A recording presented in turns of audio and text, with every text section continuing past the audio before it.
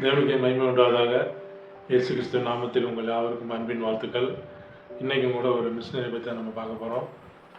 ஆப்பிரிக்காவில் அந்த அறந்த காட்டுக்குள்ள நோய்கள் மத்தியில் ஆபத்துகள் நிறைந்த இடத்துல அனைத்தையும் கடந்து இயேசுவின் அன்பை சொல்வதற்கு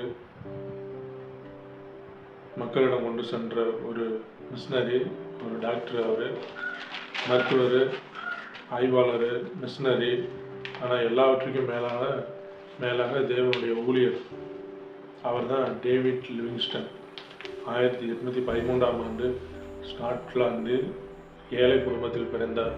10 வயதிலே அவர் வேலைக்கு போக ஆரம்பிச்சிட்டார். ஒரு தொழிற்சாலையில் பகலில் வேலை செஞ்சாலும் இரவில் அவர் படித்து கல்வி கற்க சென்றார்.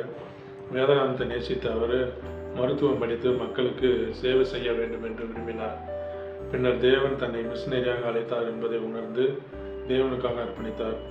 1841ஆம் வருஷம் ஆப்பிரிக்காவுக்கு மிஷினரியாக சென்றார். அங்கு பல கிராமங்களில் சுவிசேஷத்தை அறிவித்தார். மருத்துவ சேவைகள் மூலம் மக்களுக்கு உதவினார். அவர் மக்களின் மொழியை கற்றுக்கொண்டு அவருடன் வாழ்ந்து அவர்களின் வாழ்க்கையை புரிந்து கொள்ள முயன்றார். இதனால் அவரை பலர் மதிக்க ஆரம்பித்தனர். ஒரு முறை சிங்கம் அவரை தாக்கியது.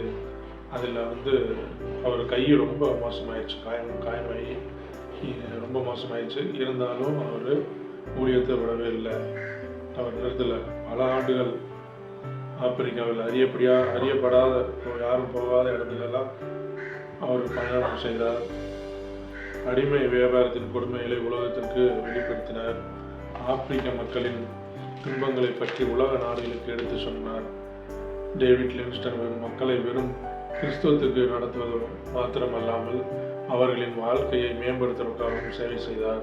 கல்வி, மருத்துவம், மனித உரிமை ஆகியவற்றுக்காகவும் போராடினார். அவரது வாழ்க்கையின் இலக்கு கிறிஸ்தவம், வாணிபம் மற்றும் நாகரிகம் மூலம் மக்களுக்கு நன்மை செய்ய வேண்டும் அப்படின்றதான். 1873ஆம் ஆண்டு ஆப்பிரிக்காவில் ஜெபித்துக் கொண்டிருக்கும் போது அவர் மரணம் அடைந்தார். அவரை அங்கேயே அடக்கம் பண்ணப்பட்டார். ஏன்னா அவர் தனது ஜீவனை அந்த ஆப்பிரிக்க தேச மக்களுக்காகவே கொடுத்திருந்தார். இன்னும் அவரது வாழ்க்கை நமக்கு ஒரு பாடத்தை கற்றுக் கொடுக்கிறது.